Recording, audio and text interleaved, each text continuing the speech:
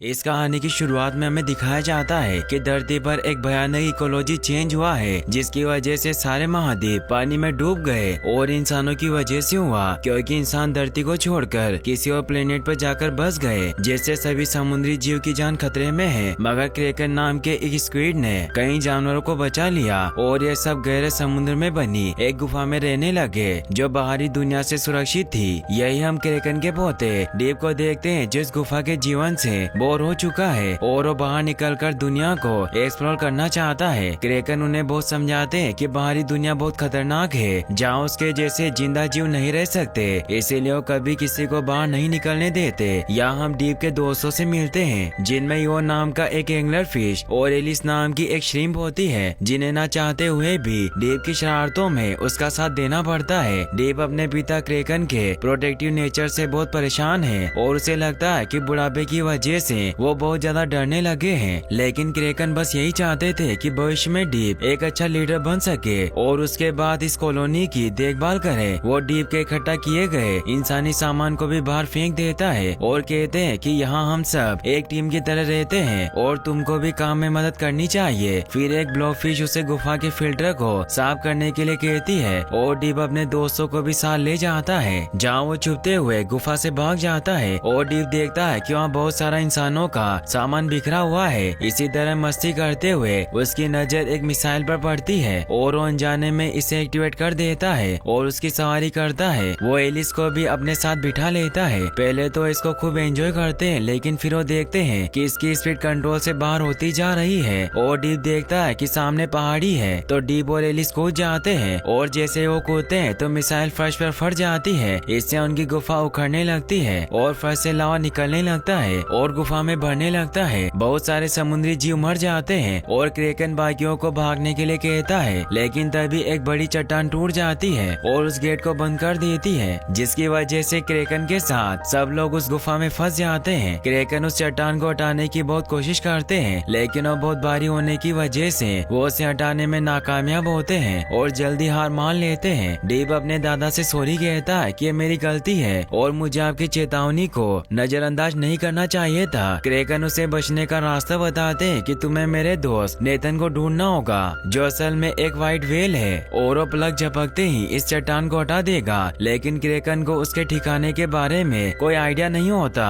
और वो सिर्फ इतना ही जानता है कि उसे आखिरी बार इंसान की बस्ती में देखा गया था। डीप इस काम को करने के लिए तैयार हो जाता है और कहता है कि वो बिना मदद लिए वापस नहीं आएगा। क्रेकन उन्हें आगे बढ़ने के लिए कुछ लैंडमार्क देता है और वो तीनों क्रेकन के दोस्त को ढूंढने निकल पड़ते हैं। डीप पहली बार इतना बड़ा समुद्र देखकर बहुत खुश हुआ, कहता कि मैंने पहले कह दिया था कि यहाँ डर जैसी कोई बात नहीं है। आगे उन्हें कोरल रीफ की एक दीवार मिलती है और उसके दोस्त सोचते हैं कि उन्हें शायद इसके साइड से जाना चाहिए, लेकिन डीप उनकी एक नहीं सुनता और जबरदस्ती उन्हें अंदर ले आता है। वहाँ वो कुछ सुरंगों से होकर निकलते हैं और देखते हैं कि उनके सामने एक विशाल शिप खड़ा है, ठीक वैसा ही जैसा क्रेकन ने बताया था। क्यूरियस होकर वो अंदर से उसकी जांच करने जाते हैं और यहाँ उनका सामना नॉर्मा नाम के एक वेम्पायर स्क्विड से होता है, जो खुद को एक महान सिंगर मानती है। एलिस उससे इंसानी बस्ती के बारे में पूछता है। नॉर्मा बताती है कि मैंने कई साल इंसानों के बीच बिताए हैं, जहाँ मेरा खुद का शीशे का महल था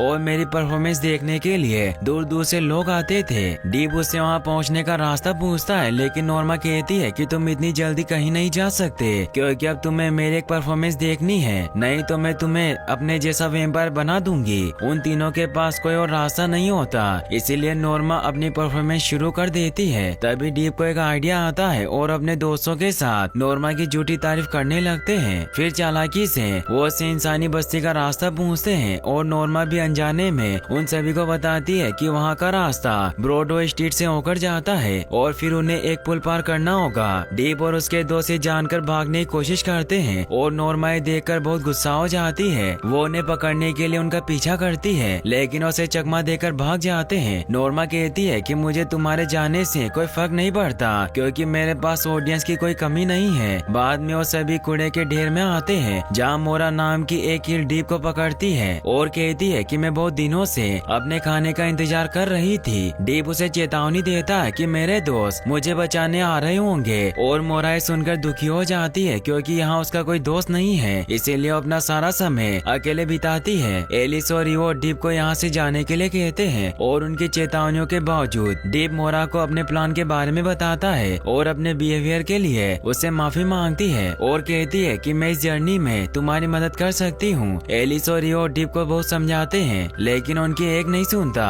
और कहता कि मैं अपना फैसला नहीं बदलने वाला। यहाँ एक सीन में हम देखते हैं कि उनकी गुफा जो नीचे लावा में गिर रही है और क्रेकन को लगने लगता है कि शायद डीप समय पर वापस नहीं आ पाएगा। इस बीच डीप और उसके दोस्त एक जगह पर आराम करने के लिए रुकते हैं लेकिन पता चलता है कि मोरा ने गलती से उन सभी को निगल लिया। बड़ी मुश्किल से मोरा उन तीनों को वापस बाहर निकालती है और डीप अपने दोस्तों से कहता है कि शायद उसने गलती से ऐसा किया होगा और हमें मोरा को एक और मौका देना चाहिए। ये कहकर अपनी जर्नी पर आगे बढ़ते हैं और जल्दी उस पुल को देखते हैं जिसके बारे में नॉर्मा ने बताया था। वहाँ उन्हें ब्राडो का साइन दिखाई देता है और वो समझते हैं कि हम सही रास्ते पर हैं। फिर उस पुल को पार करने की सोचते हैं लेकिन केकड़े उन्हें घेर लेते हैं जिसका लीडर रिको नाम का यति केकड़ा होता है। डीप उन्हें अपने मिशन के बारे में बताता है लेकिन रिको कहता है कि मेरे इलाके से कोई भी जिंदा वापस नहीं जाता और अगर बचना है तो तुम्हें हमें डांस में चैलेंज देना होगा। ये सुनकर एलिस आगे आती है जिसे गाने और डांस करने का बहुत शौक है और एलिस और रिको के बीच एक मुकाबला शुरू हो जाता है। रिको एलिस के डांसिंग मूव से बहुत इम्प्रेस होता है और ऐसा लगता है कि रिको एलिस को पसंद करने लगा है। वो एलिस को यहाँ उसके साथ रहने के लिए कहता है लेकिन एलिस उसे बताती है कि वो अपने दोस्तों को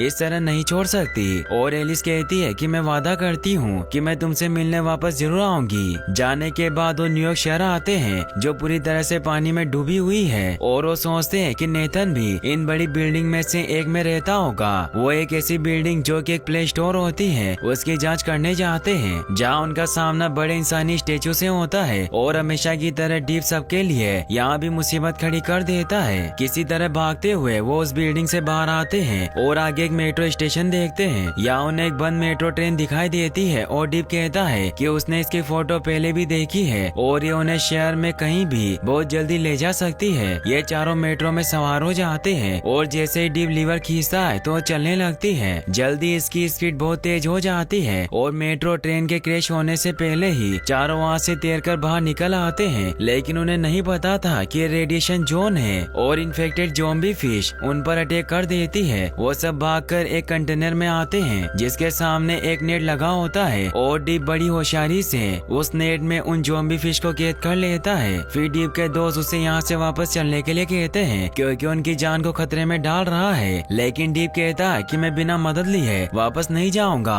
और वो वहाँ रख के कुछ ड्रम निकाल देता है। इससे पानी का प्रेशर उन्हें शहर से बाहर ले आता है और वो पानी के अंदर तूफान में फंस जाते हैं। पता चलता है कि उन्हें शहर से बहुत दूर ले आया और ये देखकर वो लोग डीप पर बहुत गुस्सा हो जाते हैं क्योंकि डीप आने वाले खतरों के बारे में नहीं सोचता जिससे उनकी जान खतरे में पड़ जाती है और वो अपनी टीम पर भी भरोसा नहीं करता जिसकी वजह से वो सिटी और नेथन से बहुत दूर आ गए हैं। डीप मोरा से उन्हें समझाने के लिए कहता है लेकिन वो भी उसके दोस्तों की साइड लेती है और कहती है कि तुमको बाकियों के साथ मिलकर फैसला लेना चाहिए। तभी उनके ऊपर का हेज खुलता है जिसमें से 3 एनिमल उनकी ओर आते हैं। एक पेंगुइन आता है और डीप और उसके दोस्तों का वेलकम करता है और बताता है कि आप आर्क 3 नाम के स्पेसशिप के पास हैं जिसका कप्तान डार्सी है जो मैं हूँ और लुइगी नाम का ये वोल्रस हमारा सिक्योरिटी हेड है और ये डॉल्फिन हमारे चीफ साइंटिस्ट मुख्य राल्फ है। डीप और उसके दोस्त उन्हें देखकर कंफ्यूज हो जाते हैं और बताते हैं कि हम यहाँ नेथन नाम की वेल को ढूंढने आए हैं। यह सुनकर राल्फ एक्साइटेड हो जाता है लेकिन डार्सी उसे कुछ भी बोलने नहीं देता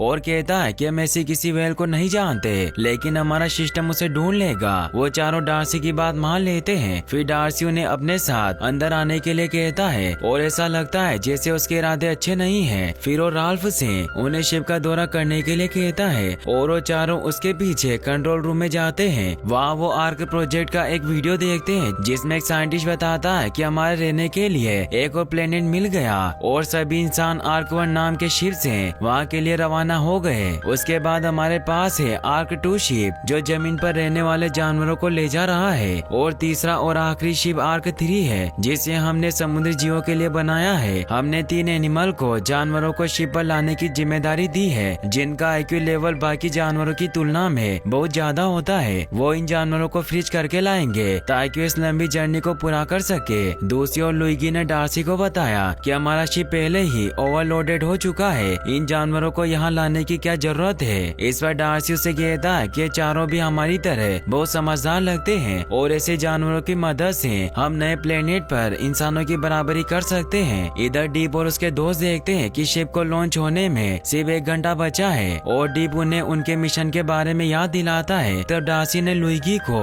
सोनार के कमरे में ले जाने के लिए कहा और मोरा को डीप के खिलाफ भड़काने लगता है और कहता है कि डीप तुम यहाँ सबको मरने के लिए लाए हो और केवल मैं ही तुम्हारी जान बचा सकता हूँ। मोरा भी उसकी बातों में आ जाती है और मोरा डार्सी की मदद से डीप और उसके दोस्तों को एक रूम में कैद कर देता है। मोरा उन्हें समझाती है कि मैंने ये सब तुम्हारी जान बचाने के लिए किया और तुम मुझे नए प्लेनेट पर थेस कहने वाले हो। कमरे में एलिस डीप पर बहुत गुस्सा होता है कि उसने नोरा को इग्नोर किया, इसीलिए सब हुआ। इन लोगों के शोर से एक व्हेल जाग जाती है। वो नेथन होता है जिसे खुद डार्सी ने भी बंदी बना लिया था और डीप उसे बताता है कि क्रेकर ने हमें यहाँ आपको ढूंढने के लिए भेजा है। तभी अचानक शिप के इंजन चालू हो जाते हैं और अब उड़ान भरने में केवल आधा घंटा बचा है। उन्होंने नेथन से अपनी शक्ति का उपयोग करने के लिए कहा ताकि उन्हें यहाँ से निकाल सके, लेकिन डार्सी को उनके प्लान के बारे में पता चलता है। मोरा भी नेथन को यहाँ देखकर बहुत हैरान होती है और समझ जाती है कि डार्सी ने उनसे झूठ बोला, लेकिन अब वो अपने दोस्तों के लिए कुछ नहीं कर सकती। डार्सी फिर नेथन के सेल पर फ्रीज बटन को एक्टिवेट करता है, जिसकी वजह से एक मशीन नेथन के सेल्स को फ्रीज करना शुरू कर देती है और नेथन कहता है कि अब वो यहाँ से कभी नहीं निकल पाएंगे। डीप भी सुनकर दुखी हो जाता है क्योंकि उसे लगता है कि ये शायद उसकी गलती है और वो अपने दादा की उम्मीदों पर खरा नहीं उतरा। एलिस उसे खुद पर यकीन करने के लिए कहती है और बताती है कि तुम चाहे कितने भी सेल्फिश क्यों ना हो, लेकिन कभी कभी तुम्हारे आइडिया अमेजिंग होते हैं। इस पर डीप कहता है कि इस बार मैं अपनी नहीं अपनी टीम का आइडिया सुनना चाहता हूँ और फिर वो उन्हें फ्रीज मशीन को डिसेबल करने का आइडिया देता है। जहाँ एलिस अंदर जाती है और कंट्रोल पैनल खोलती है और ईवो उसके इलेक्ट्रिक सर्किट को जाम कर देती है क्योंकि ईवो एक एंगलर फिश होती है, जिसकी वजह से उस पर बिजली का कोई असर नहीं होता। इससे मशीन बंद हो जाती है, लेकिन नेथन बताता है कि हमारे पास अभी भी कोई रास्ता नहीं है। वो फिर मोरा से सीसीटीवी कैमरे से बात करते हैं जो शिप के कंट्रोल रूम में बैठी है। डीप अपने बिहेवियर के लिए उससे माफी मांगता है और मोरा उनके बाहर निकलने के लिए एक वेंट खोलती है और डीप नेथन से वादा करता है कि उसे जल्द ही बाहर निकाल देंगे। वहाँ से वो सभी कंट्रोल रूम में आते हैं जहाँ उनके और डार्सी की टीम के बीच लड़ाई शुरू हो जाती है। डार्सी अपनी बंदूक से डीप को फ्रीज करने की कोशिश करता है, लेकिन ये उसे बचाने के लिए खुद बीच में आ जाता है और खुद फ्रीज हो जाता है। फिर डीप ने मोरा की मदद से डार्सी को फ्रीज कर दिया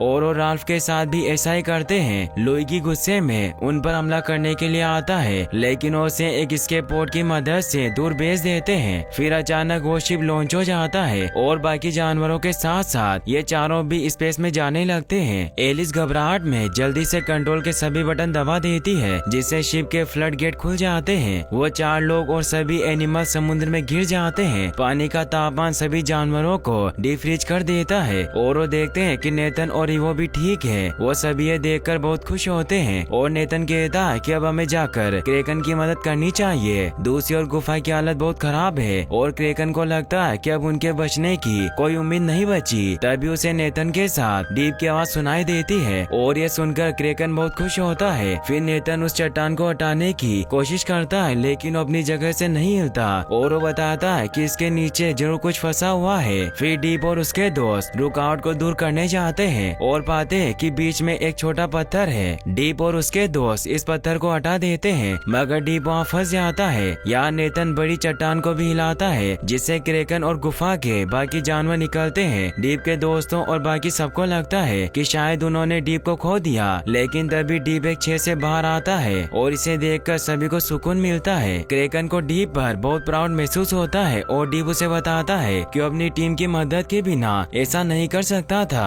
फिर क्रेकन रिटायर हो जाता है और नेथन के साथ टहलने निकल जाता है। फिर मोरा सभी को बताती है कि हमें अपनी प्रजाति को फिर से समुद्र में बढ़ाना है। डीप को लगता है कि उसका ऐसा कोई पार्टनर नहीं है और फिर मोरा उसे एक फीमेल ऑक्टोपस से मिलवाती है और डीप की लव लाइफ शुरू हो जाती है। आखिर में हम डार्सी और उसके दोस्तों को आर्कटिक ओशन में मदद के लिए चिल्लाते हुए देखते हैं, मगर यहीं पर ये मूवी एंड हो जाती है। और गाइस, अगर आप ऐसी ही और एनिमल की मूवी देखना चाहते हैं तो एंड स्क्रीन पर क्लिक करके आप इस वीडियो को भी वॉच कर सकते हैं। साथ ही इस वीडियो को लाइक और चैनल को सब्सक्राइब करने के लिए आपका तहे दिल से शुक्रिया। शुक्रिया। Thanks for watching.